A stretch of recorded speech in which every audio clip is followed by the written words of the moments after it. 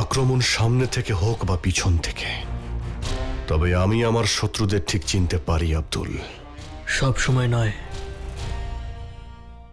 মানে? আপনাকে পেছন থেকে আক্রমণ করা সহজ শাহেনশাহ, কারণ আপনি ভাবেন কেউ আপনাকে পেছন থেকে আক্রমণ করবে না। যা বলতে চাও পরিষ্কার করে বলো। পরিষ্কার করেই তো বলছি শাহেনশাহ। আমরা এই জন্যই সচেতন থাকি, কারণ আমরা শত্রুদের বিশ্বাস করি না। কিন্তু সমস্যা তখনই হয় যখন আমাদের বিশ্বস্ত লোকেরাই আমাদের শত্রু হয়ে যায়। শত্রুদের আক্রমণ আপনি প্রতিরোধ করতে পারবেন, কিন্তু পরিচিতদের ষড়যন্ত্রকে... চুপ করো। তুমি কি খান বাবার কথা বলতে চাইছো আমাকে? তুমি খুব ভালো করে জানো যে আমি তোমাকে হত্যা করতে পারবো না, তাই তুমি এই কথা বলার সাহস করেছো। কিন্তু যদি এই কথা বলার সাহস অন্য কেউ করতো, তাহলে আমি তার এখনই শিরচ্ছেদ করতাম। তা আমি ভালো করেই জানি শাহেনশাহ। তারপরেও আপনাকে সতর্ক করতে চাই, ওনার উপরে নজর রাখুন, একটু সজাগ থাকুন, না হলে হয়তো একদিন... তুমি মৃত্যুকে ভয় পাও না, তাই না? নিজের মৃত্যুকে ভয় পাই না শাহেনশাহ, কিন্তু আপনার সাথে খারাপ কিছু না হয় সেই ভয় সর্বদা পাই। আপনি যেভাবে ওনার নির্দেশের বিরুদ্ধে গিয়ে তাখাতমালকে রেহাই দিয়েছেন, তাতে হয়তো উনি অপমান বোধ করতে পারেন। আপনি তার বিরুদ্ধে গিয়েছেন, তাই উনি আপনার বিরুদ্ধে যেতে পারেন। আমি জানি যে আমি খান বাবার আদেশ অমান্য করেছি, কিন্তু আমি ওনাকে খুবই সম্মান করি। উনি আমায় এটা শিখিয়েছেন যে একজন শাহেনশাহর আদেশই শেষ কথা হয়, আর সবার মধ্যে উনিও আছেন। আমি এটা বিশ্বাস করি, আমার আদেশকে উনি অবশ্যই সম্মান করবেন। এবার আমার প্রতিশোধ নেওয়া শেষ হলো। আপনি তো প্রতিশোধ নিয়ে নিলেন ওয়াজিরে আলা, কিন্তু এবার ভেবে দেখুন শাহেনশাহকে কি বলবেন। জালালকে আমি প্রশ্ন করি, ও আমাকে নয়।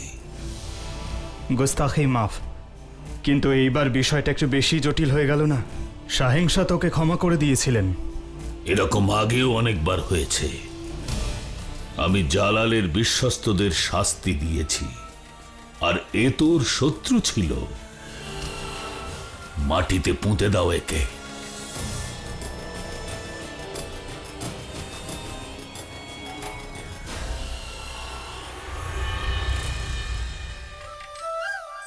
রাস্তায় কোনো কষ্ট হয়নি তো? একদম না। আমার মনে আরো একটা প্রশ্ন আছে, জিজ্ঞেস করব? হ্যাঁ, নিশ্চয়ই। চন্দ্রাকে তো আপনি বললেন না, কিন্তু আমাকে একটু বুঝিয়ে দিন যে আমার তরোয়ালটা আপনি চিনলেন কি করে? হয়তো আপনি ভুলে যাচ্ছেন, কারাগারে যখন জালালউদ্দিন প্রহরীদের বেশে ছিল, তখন আপনার এই তরোয়ালই ওর গলায় ঠেকিয়েছিলাম। আর যে তরোয়াল মুঘল সম্রাটের গলায় ঠেকিয়েছিলাম, তাকে আমি কি করে ভুলি? যাক, একটা কাজ জালাল ভালোই করেছে, এর জন্য আমি ওর কাছে কৃতজ্ঞ থাকবো। এই কথা বলবেন না। যার শিরচ্ছেদ করে আপনি আমায় উপহার দেবেন বলেছেন, তার কাছে আপনি কৃতজ্ঞ থাকতে পারেন না। আমি তো ঠাট্টা করছিলাম যোধা। আমি আমার প্রতিশ্রুতি মনে রেখেছি। ওই তরোয়াল দিয়েই জালালের শিরচ্ছেদ করে আপনাকে উপহার দেব আমি।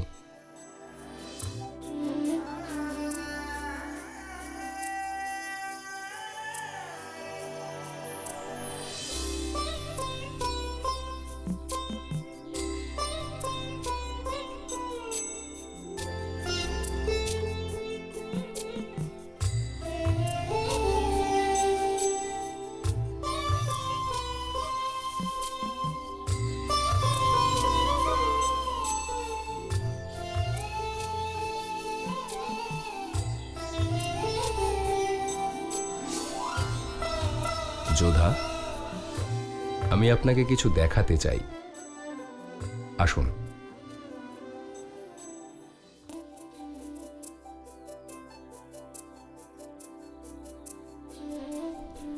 আরে, এই ছবিটা তো পৃথ্বীরাজ চৌহানের।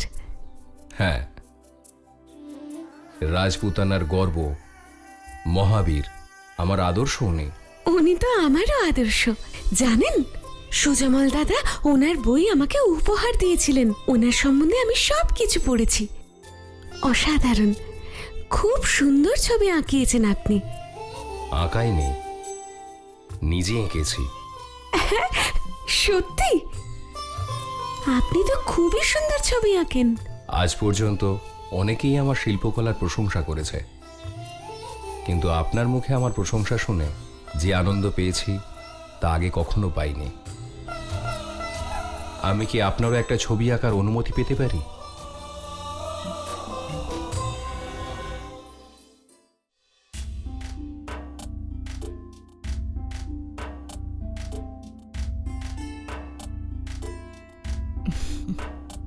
তোমার কি মনে হয় শুধুমাত্র আমার একটা ছবি এঁকেই তুমি আমার কাছ থেকে পুরস্কার পেয়ে যাবে?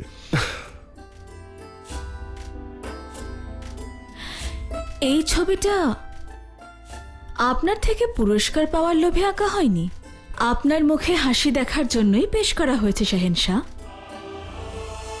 তুমি শুধু আমার বেগমই নও, ছোটবেলা থেকে আমি তোমাকে চিনি। তুমি এই জন্যই এটা এঁকেছো যাতে তুমি এটা প্রমাণ করতে পারো যে তুমি আমার থেকে অনেক বেশি গুণী। হায় আল্লাহ, আমি আপনার সমকক্ষ কেন হতে যাব? আর এমনিতেও আপনার এই ছবিটা আমি আঁকিনি। যে চিত্রকার আপনার এই ছবিটা এঁকেছে সে আজ পর্যন্ত আপনাকে দেখেও নি জালাল। অসম্ভব।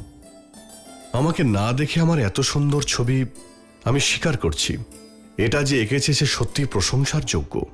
তবে আসল শিল্পী কিন্তু আমি ঠিক যেভাবে আপনার রূপ বর্ণনা করেছি ও ঠিক সেইভাবেই আপনার ছবি এঁকে আমার সামনে পেশ করেছে।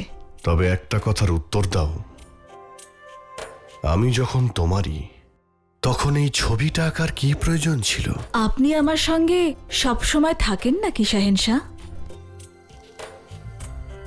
সেজন্য আপনার ছবি বানাতে হলো, যাতে যখন আপনি আগ্রায় না থাকেন তখন আপনাকে প্রাণ ভরে দেখতে পাই। তাহলে এক কাজ করো, তুমি এই ছবিকে সেই সমস্ত কথা বলো, সেই সমস্ত অভিযোগ জানাও যা তুমি আমাকে জানাতে পারো না।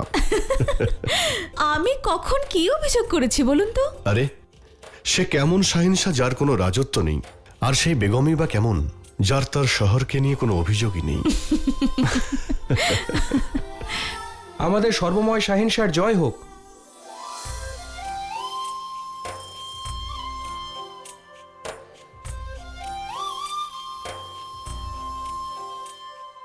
কি সংবাদ এনেছো?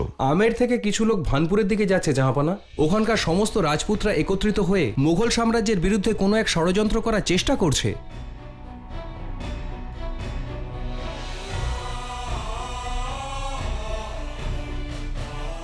আমের থেকে?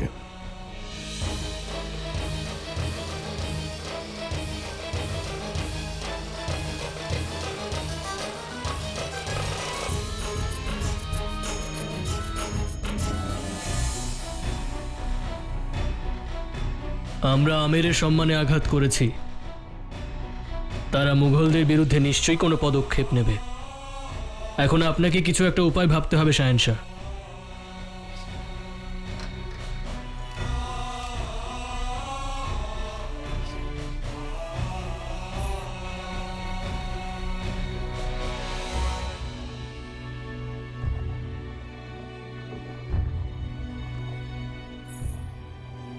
বিরক্ত করার জন্য ক্ষমা চাইছি শাহিনশাহ।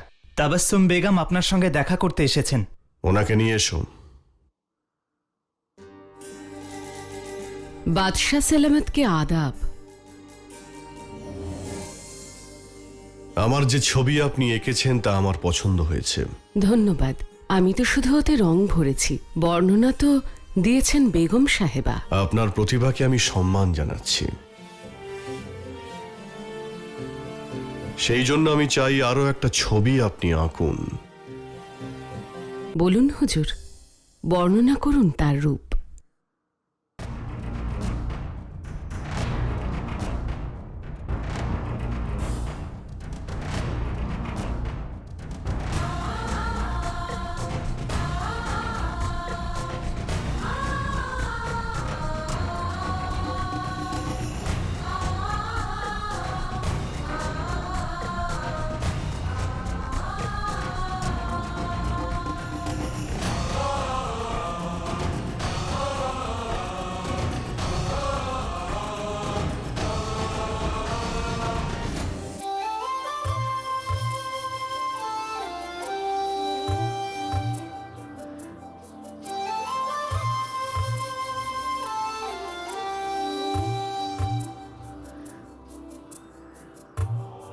মাত্র আর কিছুক্ষণ আপনাকে অপেক্ষা করতে হবে। যে সুন্দর চোখ এই পৃথিবীকে আরো সুন্দর করে দেখে, আমার ছবিও আমি শুরু করছি সেই চোখ থেকেই। হরিণের মতো চোখ দুটো তার, সদা সতর্ক, চঞ্চল, ঘন লম্বা সুন্দর চুল তার, অপূর্ব।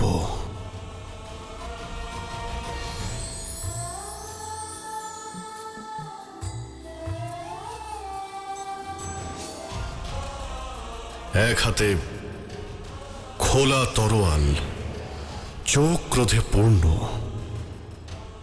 লক্ষ্যে যেন সে স্থির।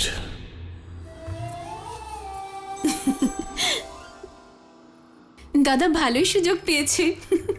সবাই কিন্তু দেখে ভাববে ও ছবি আঁকছে, কিন্তু এর মধ্যেও ওর একটা ষড়যন্ত্র লুকিয়ে আছে। তার মানে তো পরিষ্কার, বৌদি সামনে বসে আছে আর দাদা এখন মন দিয়ে বৌদিকে দেখতে পারবে আর দুজন কাছাকাছি থাকতেও পারবে। এই নিন আপনার ছবি সম্পূর্ণ। দাদা, প্রথমে আমি দেখব ছবিটা। না, এটা যোধার ছবি, তাই এটা সবার প্রথমে যোধাই দেখবেন। আসুন যোধা।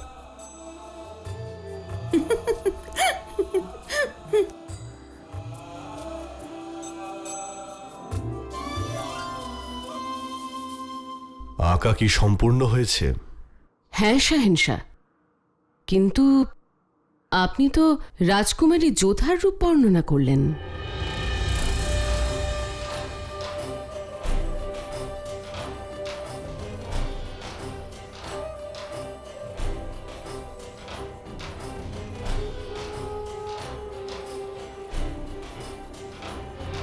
আপনি কি করে জানলেন যে এটা আমেরের রাজকুমারী?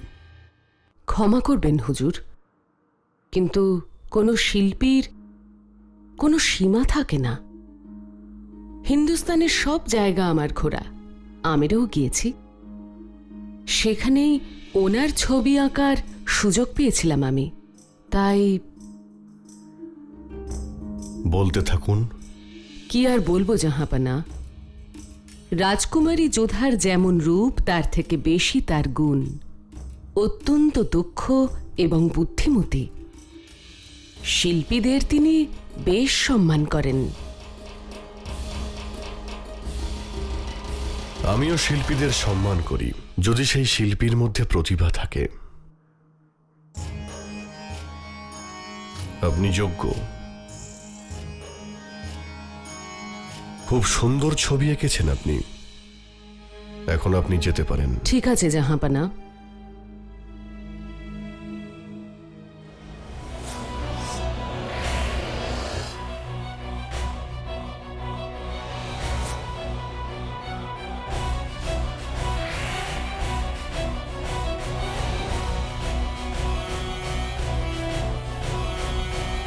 একটা মশালের ব্যবস্থা করো আব্দুল।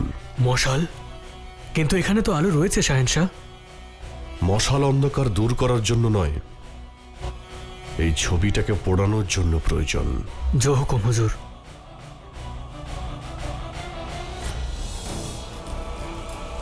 আমায় ক্ষমা করবেন হুজুর, যদি আপনি এই ছবিটা পুড়িয়েই ফেলবেন, তাহলে এত সময় দিয়ে এত মূল্য দিয়ে কেন আঁকালেন এটাকে? কিছু জিনিস এই জন্যেই তৈরি করা হয় আব্দুল, যাতে তাকে পুড়িয়ে ফেলার আনন্দ পাওয়া যায়।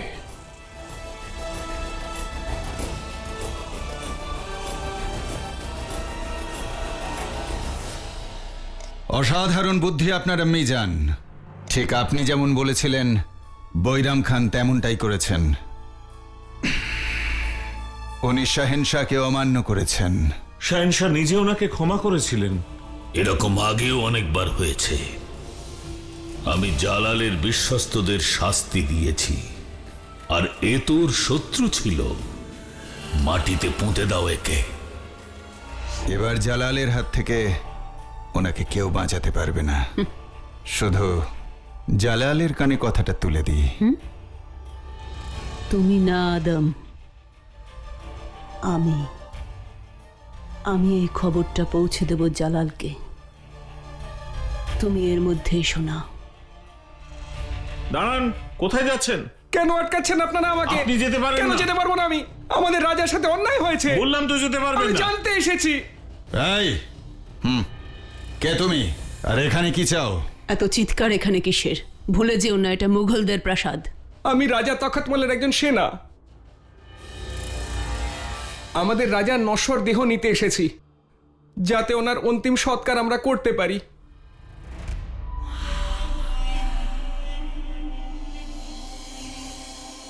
দেখুন, এখানে কারোর সিদ্ধান্ত নেওয়ার অধিকার নেই। আপনি শাহেনশার কাছ থেকে অনুমতি নিয়ে আসুন। আমরা তার সামান্য প্রজা মাত্র। আপনি সরাসরি শাহেনশার সঙ্গে কথা বলুন। এনাকে নিয়ে যাও। ধন্যবাদ।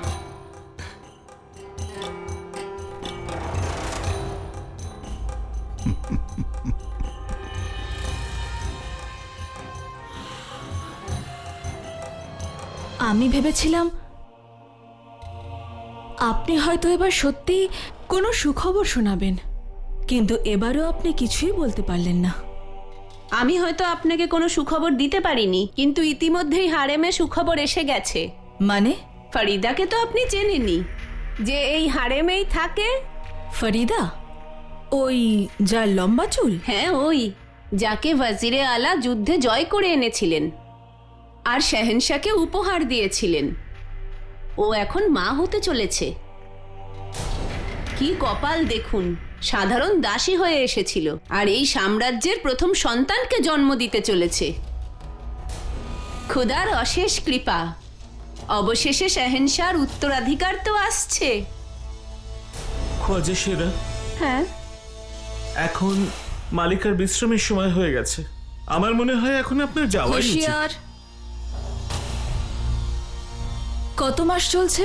তাতে কি যায় আসে মালিকা? উনি তো আর বেগমে খাস নয়, আসলে তো বাঁধি। আমি ওনাকে জিজ্ঞাসা করেছি কত মাস চলছে ফরিদার? 3 মাস হয়েছে বেগম সাহেবা।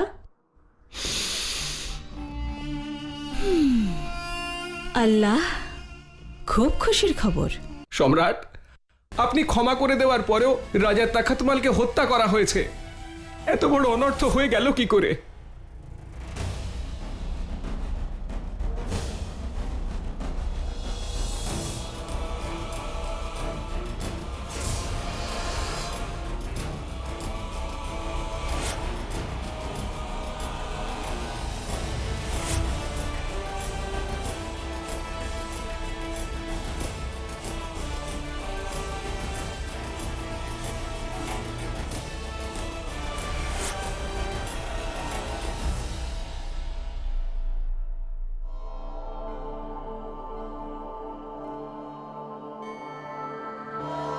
অপরাধ নেবেন না হুজুর। শাহেনশাহ বোধহয় জেনে গেছেন যে আপনি রাজা তাকাতমালকে হত্যা করেছেন। আমি এটা জানতাম। তুমি কি ভাবছো আমার বিরুদ্ধে জালালের কানে বিষ ঢালতে মহামাঙ্গা কোনো সুযোগ ছাড়বে? ও প্রত্যেকটা কথা জালালকে বলেছে। আমি এ সব কিছুই জানি, আর আমি এটাও জানি জালাল আমার সঙ্গে নিশ্চয়ই দেখা করতে চাইবে। ওকে আসতে দাও। কিন্তু হুজুর, এভাবে শাহেনশাহ শাহেনশাহ? আমি ওকে শাহেনশাহ বানিয়েছি, কিন্তু ও আমার সঙ্গে কি ব্যবহার করেছে? ভরা সভায় সবার সামনে ও আমার মাথা হেট করে দিয়েছে। জালালের ক্ষমতা কি এখন এতটাই বেড়ে গেছে? এভাবে ভাববেন না হুজুর। উনি তো আপনাকে কাছের মানুষ বলেই সম্মান দেন। ভুল, একদম ভুল। এটাকে সম্মান দেওয়া বলে না, অসম্মান করা বোঝায়। তাও বলছি হুজুর, উনি হলেন আমাদের শাহেনশাহ। ওনার বিরুদ্ধাচরণ মানে বিদ্রোহ করা হবে।